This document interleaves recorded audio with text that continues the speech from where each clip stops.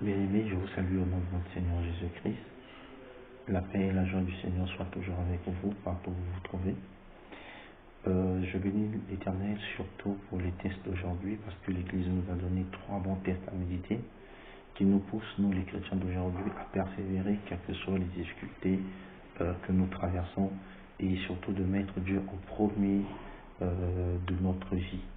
Oui, bien-aimés, les tests que l'Église publie chaque jour, bien-aimé, quand tu essaies de les méditer et tu rentres en profondeur de ces tests, il y a forcément un message que le Seigneur veut te faire passer.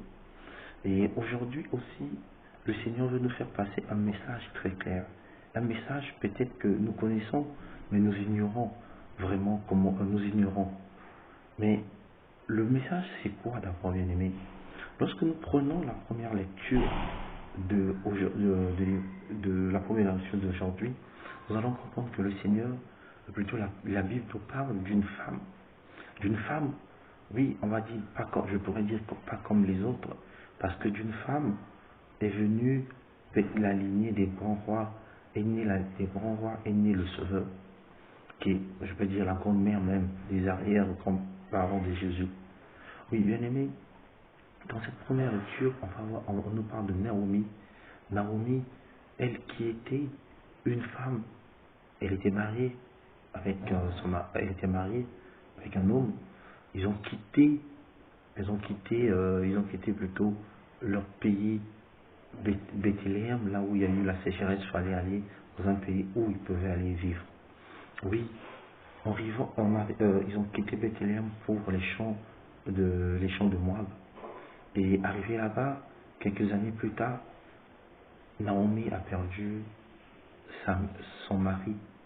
Et les années qui suivaient, elle a perdu ses 2 fils. Or, ces 2 fils étaient mariés avec des filles moabites, des filles du village, c'est-à-dire de ce pays, les filles moabites. Et une s'appelait Ruth, une s'appelait Orpa. Oui, Orpa, voilà. Une s'appelait Orpa. Et en lisant bien cette première lecture, on va comprendre que lorsque Naomi a décidé de quitter le pays des Moabites pour aller dans son village natal, parce qu'elle n'avait plus personne. Et parmi elles, elle a fait part à ses belles-filles, et ces belles-filles l'ont accompagnée. Mais arrivé en cours de route, bien aimé, la première fille, c'est-à-dire Opéra, que la Bible nous donne la signification, qui veut tout simplement dire volte-face. Oui, elle, et pourtant elle avait accepté, mais après, elle s'est déclinée, elle a dit non, je repars, je rentre chez moi. Oui, je veux juste ouvrir une parenthèse, bien aimée, pour essayer un peu de vous dire quelque chose qui me vient à cœur maintenant.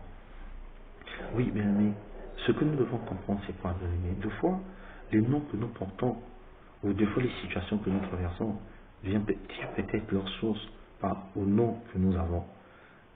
Des fois, les noms qu'on donne aux enfants, on ne connaît même pas les significations de ces noms-là. Et on donne à ces enfants. Et ces noms-là, bien aimés, on les fait sur notre vie. Ces noms-là, bien aimés, on les fait sur notre vie. Raison pour laquelle, deux fois, quand tu donnes le nom à ton enfant ou tu as ton nom, essaie de demander d'avoir essaie de demander ça signifie quoi réellement. Essaie de demander ça signifie quoi à tes parents ou à celui qui t'a donné ce nom-là, bien aimé, pour éviter que ce nom-là puisse influencer ton existence. Voilà, je ferme juste la parenthèse. Voilà, on a compris que celle que le nom voulait tout simplement dire campagne, qui est Ruth, a accepté d'aller avec Naomi jusque dans son pays. Et en cours de route, lorsque Naomi disait à Ruth, mais tu peux retourner chez toi, tu es fatigué. Naomi, qu'est-ce que Ruth va dire à Naomi? Je veux aller avec toi, j'aimerais que ton Dieu soit mon Dieu. Tout ce qu'il a dit. Et en marchant, lorsque vous allez continuer à lire l'histoire, vous allez comprendre que en marchant, Naomi sentait que Ruth était fatiguée. Pour la 3e fois, elle avait répété cette phrase pendant 3 fois. Je crois 3 fois, bien sûr, bien aimé, quand vous allez lire l'histoire. Naomi a répété les mêmes choses.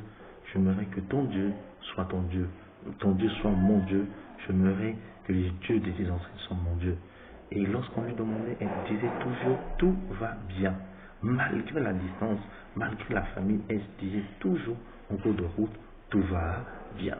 Oui, bien aimé, qu'est-ce que je veux dire par là? Aujourd'hui, nous les chrétiens, on ne veut pas, au fait, nous les chrétiens, il nous manque la persévérance en toutes choses. Et nous abandonnons vite. On n'arrive pas à mettre Dieu en premier. On n'arrive pas à faire de Dieu notre premier, notre objectif.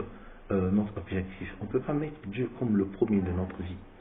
Dieu passe toujours au second. Dès notre veille, la première pensée qui nous vient à l'esprit, ce n'est pas Dieu, mais c'est les situations que tu traverses, les dossiers que tu as déposés par-ci, par-là, tes problèmes financiers qui sont en train de te prendre la tête. C'est ça que tu mets en premier.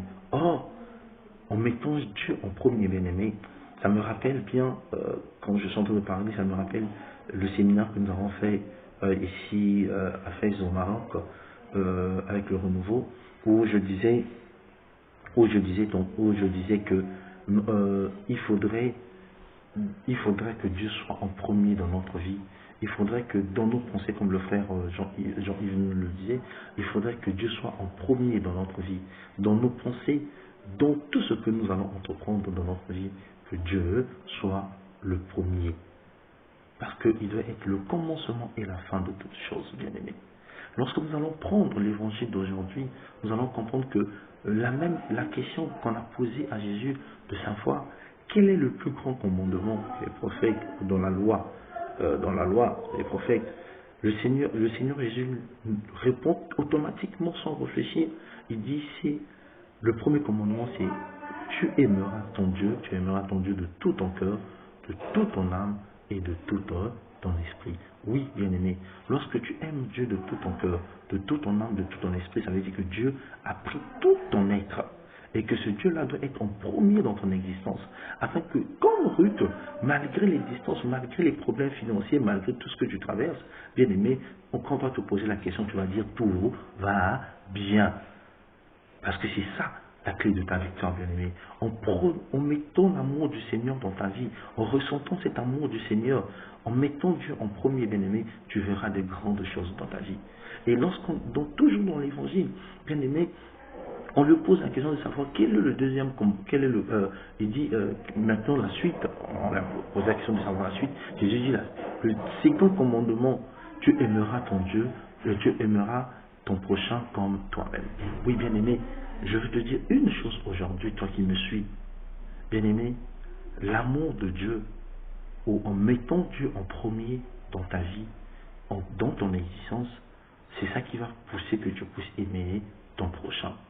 C'est l'amour de Dieu qui va te pousser à aimer ton prochain, bien-aimé. Ne cherche pas 1000 solutions, ne cherche pas de médias 14 heures. Tant que tu as l'amour de Dieu, tant que tu as mis Dieu en premier dans ton existence, c'est ça qui va te pousser, bien-aimé, à aimer ton prochain qui est à côté de toi, à aimer celui qui est à côté de toi, à ne plus faire des affairages au nom de ton ami. C'est ça, bien-aimé, que le Seigneur veut nous dire aujourd'hui. Parce que en démontrant l'amour, en ayant cet amour du Seigneur, bien-aimé, en ayant cet amour de Dieu qui nous pousse à aimer nos frères, nos sœurs, bien-aimés, c'est ça qui fera de toi un victorieux ou une victorieuse, bien-aimé, pour tout ce que tu entreprends. Bien-aimé, je te demanderai seulement de prendre le psaume d'aujourd'hui, essaie de le méditer, et tu comprendras ce que le Seigneur veut te dire par là. Je te souhaite bonne journée, et que le Seigneur Jésus-Christ veille sur toi, et qu'il t'assiste dans tout ce que tu entreprends.